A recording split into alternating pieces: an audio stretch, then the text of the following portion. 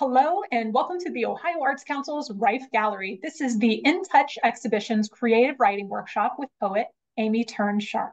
Today, we're going to explore ekphrastic poetry as an extension of the exhibition. Please take a moment to gather your favorite writing instruments, and then we'll hear from Amy, who will walk you through her prompts inspired by this exhibition. Please note that there will be dedicated pause points in the video, but please work at your own pace and use this as you need. All right, welcome, Amy. Hi, thanks so much. I'm so excited to share this with you. I have been really looking forward to talking again about this awesome exhibit, In Touch, curated by Megan Young. I am going to lead you through some prompts today. And I want you to feel things and I want you to take art in and look at it and filter it through yourself. So you're going to react to art and you're going to do brainstorming and some quick journaling. And then we're going to jump off on a springboard type prompt that will take you places, hopefully. And just like all things, don't look at this as like we're writing poems or, pieces that have to stand up at the end. These are just like prompts and pieces that you're writing that can lead you somewhere else, hopefully. Maybe you'll take this with you in a notebook somewhere and continue it. Maybe you can just be inspired today. So these are small prompts, quick, not stressful, hopefully fun. So our prompts are going to start off. We have April's piece, Yet I Am Still Here to See You. So with all of these pieces, I'd love you to take 5 minutes and just react to this piece. And that can be with any of your senses. Like, how does it make you feel? What does it make you think? What does it look like? It can be very simple or it can go deep.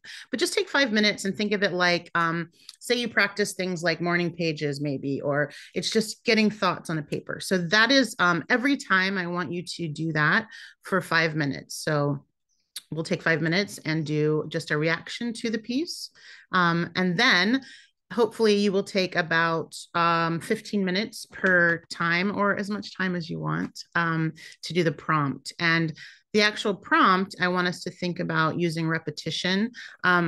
Often when we're starting to write or we are feeling blocked or whatnot, repetition can help us to just get a flow going.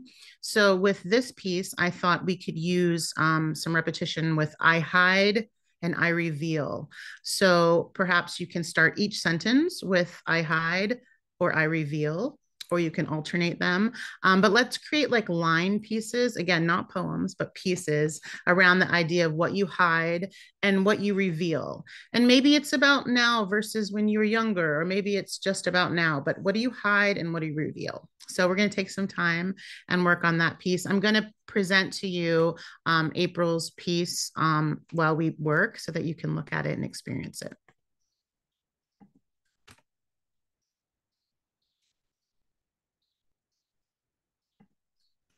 Our next prompt is by Pipo, My Hotel Window Card Game.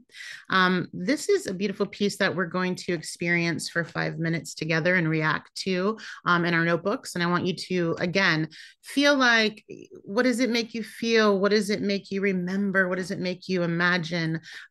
What's the mood that it evokes? What about the colors? What about something in your mind that you just think about? Take about 5 minutes to do that. And then the prompt that we're going to work with today is about liminal spaces. And it's about places that maybe are uncertain or unsure or in between spaces. So I'd like you to write for about 10 minutes or longer, as if you're a traveler and you're unsure of where you are, where you've been, you're kind of in this place, maybe this hotel window, and you are maybe you're excited, maybe you're tired, maybe you're scared. I don't know how you feel, but you're going to experience that. And you're in a place where you don't know where you are exactly. So how would you react? And what would that writing look like? Would it be like a letter to yourself? Would it be a list of things, a list of feelings? There's no wrong answers. So let's talk about liminal spaces together, and let's do that for about 10 or 15 minutes.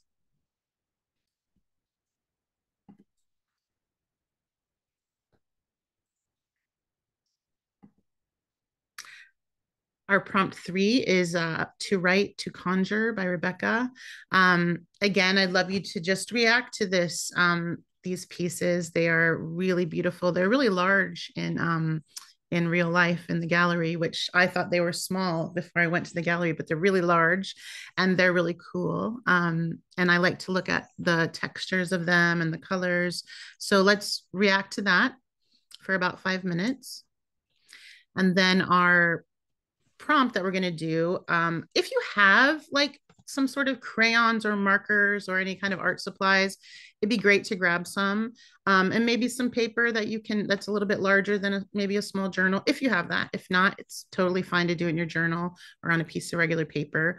But I want to think about the idea of like portals and like how we can go into places. And sometimes we can go back to our childhood through portals in our mind or imagination.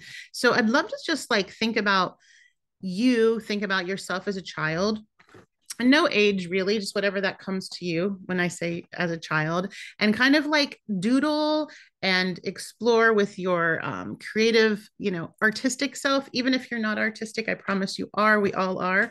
And think about yourself as a child and how you fit into the world and your physicality and who you were then. And if you could try to get back to that for a little bit, like for 15 minutes, 20 minutes, drawing, maybe there are words that you write, but imagine that you could take yourself somewhere else through a portal. And when we draw and when we create, we do untap things in our brains. We do have different synapses going when we're drawing, when we're writing just with our hands instead of like typing all the time. So imagine that this is some sort of also like a creative exploration for your brain to like go into a different portal. But let's talk about childhood portals together. Let's write about the exploration of what that means to you. And there's no right or wrong answer ever. And there's no amount of writing that you need to do. Just be creative with this. And then maybe you can hang that up in your house for a week or so and look at it and see what comes up for you.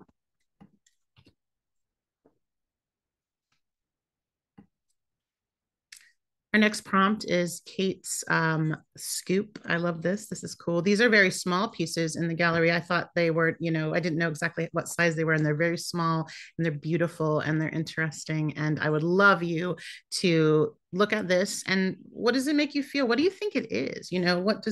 How do you react to it for about 5 minutes?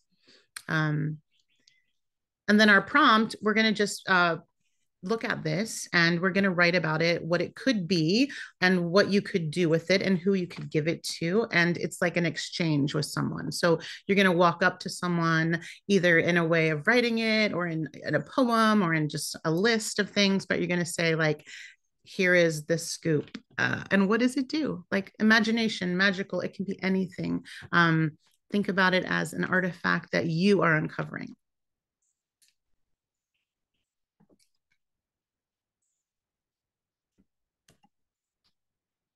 And we have Sarah's piece, the Fiber Chamber 1B. This is a really cool installation, and you can actually experience it and get inside of it. So I really, if you can check it out someday, that would be amazing because it's really quite special and you feel secure and safe in this environment that she's created. So I thought it might be interesting to, first of all, react to it. And then our prompt will be about inner resources. So maybe exploring the idea of a sanctuary within inside of yourself, a sacred space that you can create, that you can feel safe in. Often when I go to a yoga class, and it's a yoga nidra, and it's a yoga sleep class. So it's like a guided meditation, and they always like ask you to create like an inner resource for yourself. And I find it really comforting to know that I can create a space where my mind can go if I'm overwhelmed or if I'm overstimulated in that class and I need to like relax. So, my sacred space is like a place that doesn't exist anymore, but it was my grandmother's kitchen. And I can, very tactile. If I can feel the Formica table, I can hear the teapot, I can, it's warm there, and, I can go there. And so I'd love it if you could, like, if you have a place that you already know that you've worked with write that down. But if not, start to create one. And I think that an inner resource is something that you build upon. So this would be a great thing to keep in your journal and to keep working on. But create a sacred space for yourself in your mind. Create an inner resource. And what does that look like? And yeah, I'd love you to be able to experience this too.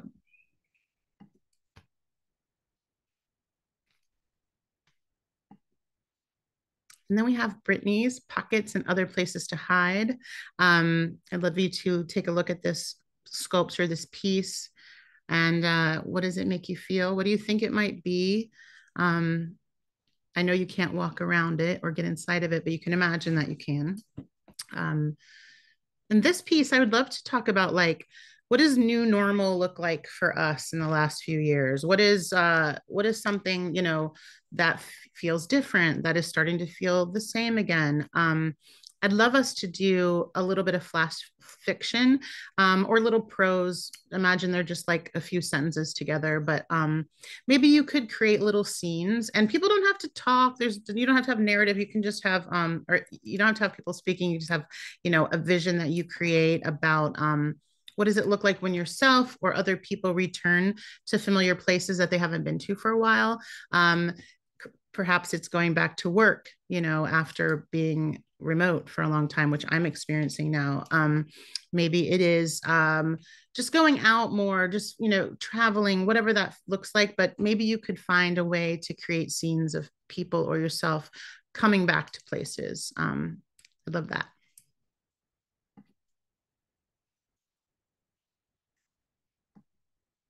And then we have Kate's piece, Desperate Measures. I'd love you to think about, what does this make you feel like? What does it look like? What comes up for you when you see it? Just for about 5 minutes. And then the prompt, I'd love you to think about, again, yourself and your body, and like, how do you take up space in the world? Or, you know, in real life, or you're just thinking about it, how do you take up space? And what does that look like? What does that feel like? And maybe you can write a letter to your body. And again, this can be as, you know, long as you want or short as you want, but like, think about how you talk to yourself. Maybe you do make a list of how you show up and take up space. Make a list of how you wish you could take up more space in the world as a human. But yeah, write a letter to your body, and treat it with love, and talk to it with care. And maybe you do this thing that I do sometimes, is you put it in an envelope and you address it to yourself, and you drop it at the post office, and it'll come back to your house, and you'll forget that you did it, and you'll look at it and you'll say, whose handwriting is this? And it'll be yours, and you'll have a moment with yourself. And maybe you give it to someone else to mail months later. But it's, you know, interesting to think about our relationship with ourselves, and how we walk through the world.